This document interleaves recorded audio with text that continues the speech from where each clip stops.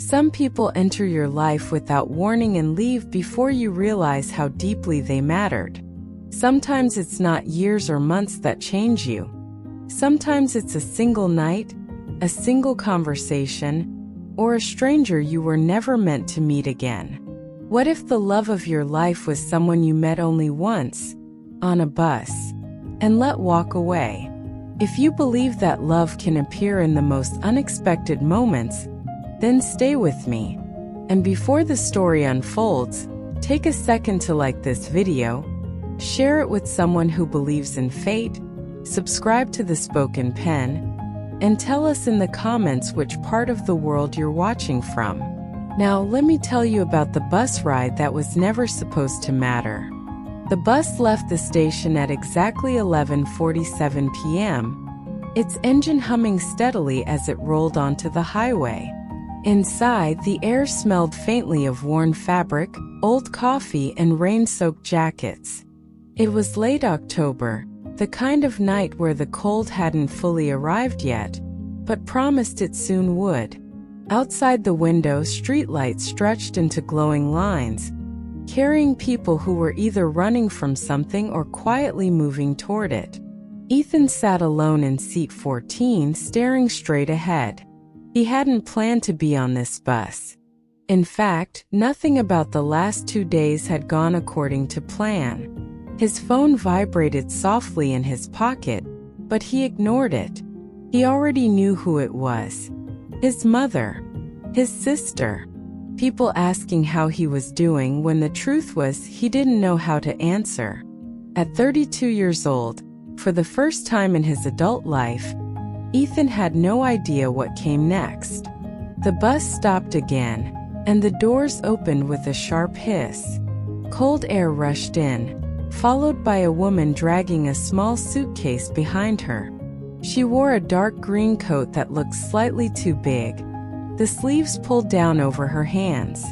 Her hair was tied into a loose bun, strands falling free around her face. She looked tired, not from lack of sleep, but from carrying too much for too long. She scanned the aisle, ticket in hand, then stopped beside Ethan. Seat 14. Right next to him. Ethan stood to let her pass, their eyes meeting briefly. There was nothing dramatic about it, just a quiet acknowledgement between two strangers. She apologized softly. He told her it was no problem. She settled into the window seat and rested her forehead against the glass as the bus pulled away once more. For a while, neither of them spoke. The bus slowly filled with silence as passengers drifted into sleep. Somewhere behind them, a man snored. A few rows ahead, a woman whispered into her phone, her voice trembling as she said goodbye. Ethan closed his eyes but couldn't rest. Every time he tried, the same image returned. A small office, harsh fluorescent lights, a folder sliding across a desk. 5 years of loyalty ending in a polite conversation, and an apology that meant nothing. Beside him, the woman shifted. She pulled a worn notebook from her bag and opened it on her lap, staring at a blank page as if waiting for the right words to appear. After a long moment, she let out a quiet sigh. It wasn't loud, but it was honest. Ethan glanced over without meaning to, and she noticed. She smiled apologetically and said she hadn't meant to sigh at him. He replied that she hadn't, joking that the bus probably sighed first. That made her laugh softly, the kind of laugh that surprised even her. After that, the silence between them felt different, lighter, almost safe. A few minutes later, she spoke again. She asked if he ever felt like he was supposed to be somewhere else. The question wasn't directed straight at him. It hovered between them, waiting. Ethan hesitated, then admitted that he did, especially tonight. She nodded slowly, eyes still fixed on the window, and said she felt the same. Her name was Claire. His was Ethan. The introductions came naturally, without urgency, the way they do when people don't expect anything to last. They talked about where they were headed and realized they were both going to Chicago.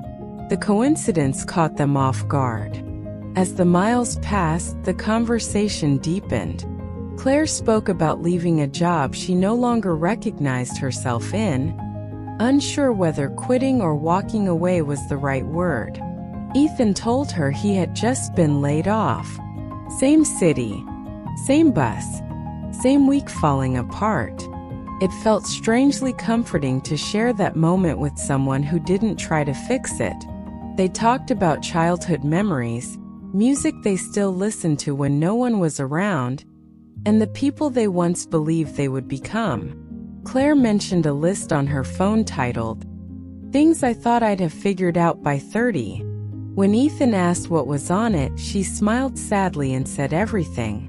Later, when the bus lights dimmed and most passengers were asleep, Claire asked him a question that settled deep in his chest. She asked if he was happy. Ethan took a long moment before answering. He said no, but he added that he wanted to be. Claire looked at him for a moment and said that wanting to be happy counted for something. He hoped she was right. Eventually, Claire fell asleep, her head tilted slightly toward him, close but not touching. Ethan stayed still, watching the dark sky slowly soften. As dawn crept in, the clouds turned pale shades of pink and gold.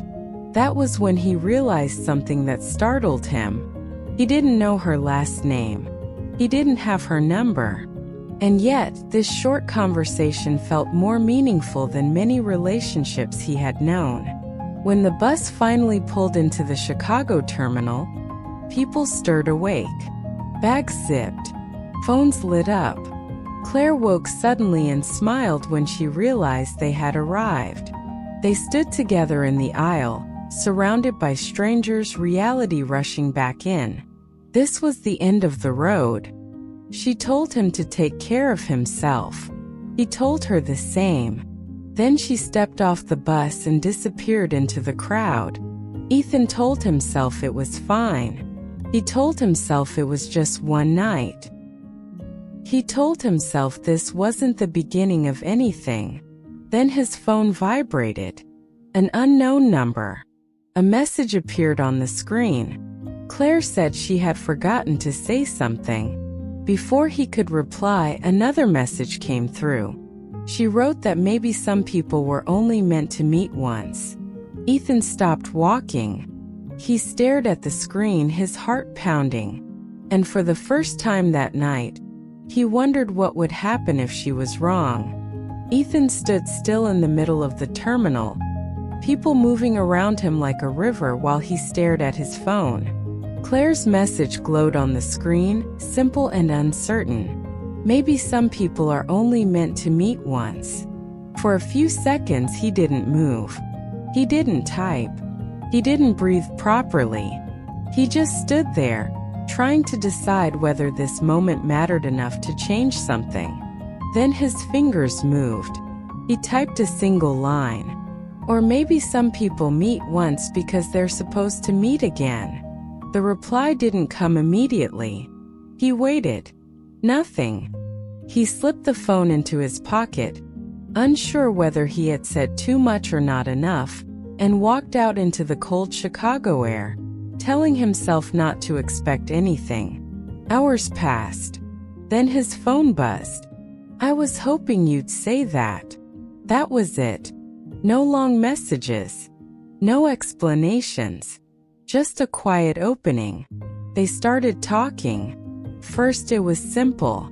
Safe. Short messages about the bus ride.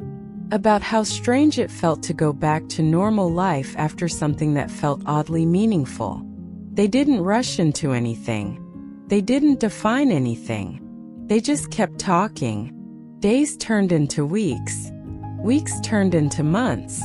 And without either of them naming it, Claire became part of Ethan's life. Not loudly, not dramatically, but steadily. She became the person he texted when something went wrong.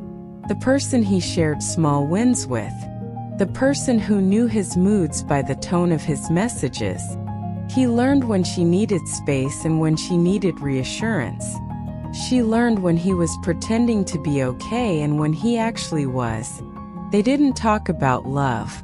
They didn't talk about labels. They didn't talk about the future. But something was growing in the space between their conversations. Something quiet. Something fragile. Something real. Claire lived in a different state. Far enough that casual visits weren't simple, but close enough that someday felt possible. They talked about meeting again. Sometimes, not as a plan, not as a promise, more like a thought they circled but never touched. Life kept happening around them. Ethan found a new job. Not his dream job, but a stable one. Something to stand on. Claire started freelancing, slowly building something that felt like hers. They supported each other through bad days, bad weeks, and moments where everything felt heavy for no clear reason. But there was always distance. And distance does something to people. It doesn't break things loudly. It wears them down quietly. One night, months later, Claire didn't reply. Not for hours. Not until the next day. Her message was simple. Apologetic. Busy. Tired. Nothing dramatic. But something felt different. After that, the silences grew longer. Not cold. Not cruel. Just longer. Conversations became less frequent. Still kind. Still warm. But not as constant. Ethan didn't confront it. Claire didn't explain it. They both pretended it was normal. But both of them felt the shift. One evening, Ethan finally asked. Not directly. Not accusingly. Just honestly. He told her he felt like they were slowly becoming strangers again. There was a long pause before she replied. Then she said something that stayed with him. She said that some connections feel too important to lose, but too uncertain to hold on to. She said she didn't know where this was going. She said she didn't know what it was. And she said she was afraid of building a future on something that only existed through a screen. Ethan didn't argue, because part of him understood. After that, the conversations changed. They were still there, but they were careful, measured, less emotional, less deep, like two people protecting themselves from something they didn't know how to face. Until one night, Claire sent a message that shifted everything. She told him she was moving. New city, new job opportunity, farther away, not closer. And for the first time since that bus ride, Ethan felt something crack inside his chest. Not pain, loss. They didn't fight. They didn't argue. They didn't blame each other. They just slowly faded. Not all at once. Message by message. Conversation by conversation. Until one day weeks passed without a word. Then months. Then silence. Ethan tried to move on. He dated. He lived. He worked. He smiled. But every once in a while, something would pull her back into his mind. A bus. A notebook. A quiet laugh. A question about happiness. And the thought that maybe the most important connections in life aren't the ones that last forever, but the ones that change you forever. 3 years passed. Life moved forward. He built a routine, a stable life, a version of happiness that looked good from the outside. And then one evening, standing in line at a coffee shop, his phone buzzed. A name he hadn't seen in years appeared on the screen. Claire. The message was short, simple, unexpected. I saw someone today who reminded me of you. Ethan stared at the screen, his heart pounding the same way it had in that bus terminal. His hands shaking the same way they had the night everything began. And in that moment, he realized something terrifying and beautiful at the same time. Some connections don't fade. They just wait. Ethan read Claire's message more than once, as if the words might change the longer he stared at them. It had been 3 years since they last spoke. 3 years since silence quietly replaced something that once felt essential. And yet, with one sentence, she was suddenly present again, standing in the same emotional space she had never really left. He didn't reply right away. Not because he didn't want to, but because he didn't know how.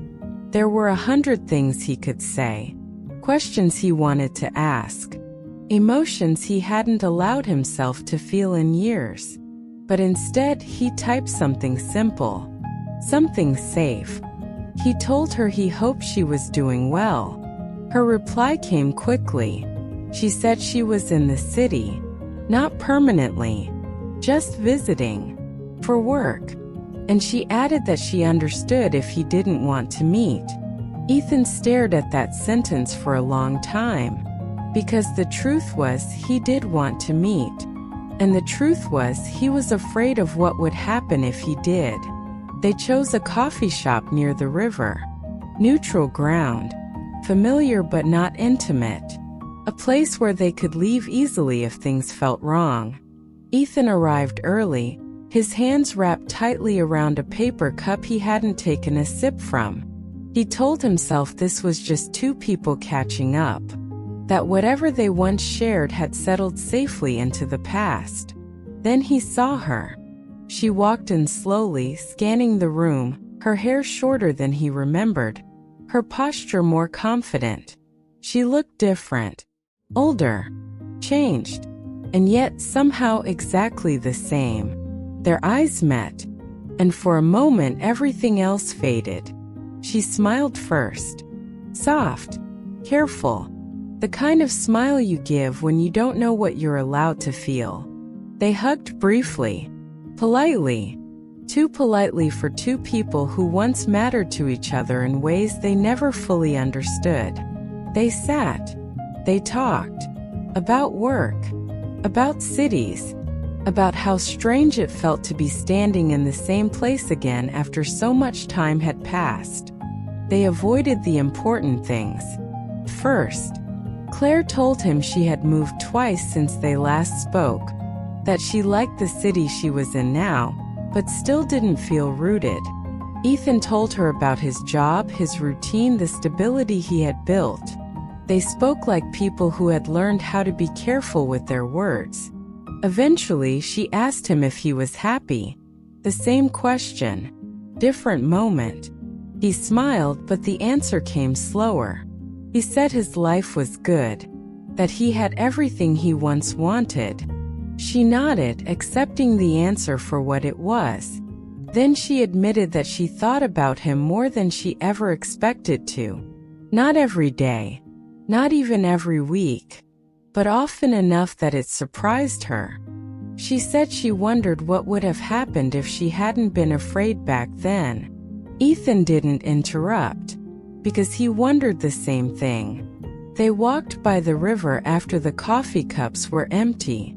The air was cool, the water moving steadily beside them. Claire told him she had been in a serious relationship once after they stopped talking, that it ended quietly without drama, but with a sense of something missing. Ethan admitted he had dated too, but nothing had ever fully settled into place. They didn't say it out loud, but they both felt it. Something unfinished. Something unresolved. As the sun began to set, Claire slowed her steps. She said she didn't want to romanticize the past. She said she didn't want to pretend that one bus ride defined their lives. But she also said that some connections don't fit neatly into time. Ethan listened, his heart heavy and hopeful all at once. He told her that he never stopped believing that night mattered, that even when life moved on, some part of him stayed on that bus. Claire looked at him then, really looked at him, and for the first time since they sat down, the restraint between them cracked. Just a little. She reached into her bag and pulled out something small. A notebook. Worn. Soft at the edges. The same one. She said she had kept it all these years. That some pages were still blank. And that she wrote about that night more than once. Ethan felt his throat tighten, because he had done the same thing. In his own way. They stopped walking. Standing there with the city humming around them, Claire took a breath. She said she didn't know what this meant. She said she didn't know if timing would ever stop getting in the way. She said she didn't want to leave again, wondering. Then she asked him a question that made his chest ache. She asked him if he believed that people could meet at the wrong time and still be right for each other. Ethan opened his mouth to answer, but before he could, her phone rang. She looked at the screen. Her expression changed. She didn't answer it, but the moment was broken. She told him she had a flight in the morning, that she hadn't told him because she didn't want the day to feel heavy. They stood there, knowing this wasn't over, but also knowing it might end again. She stepped closer. Close enough that the space between them disappeared. Close enough that the choice felt immediate and impossible at the same time. She whispered his name. And in that moment, Ethan realized that some loves don't fade. They wait. And they ask everything when they return. Claire's phone stopped ringing, but the silence it left behind felt louder than any sound. She slipped it back into her bag without looking at it again. The river continued moving beside them, steady and unbothered, as if reminding them that time never waits for certainty. Ethan didn't reach for her. He didn't pull her closer. He didn't rush the moment. Instead, he stayed where he was and let himself feel everything he had been holding back. Fear. Hope. The weight of knowing that whatever he said next would matter. He told her the truth. He said that he believed timing could be wrong and feelings could still be real. That people could miss each other not because they didn't care enough, but because they were afraid of losing what little stability they had built. He said he didn't want to repeat the past, but he also didn't want to pretend it hadn't shaped him. Claire listened without interrupting. Then she told him her truth.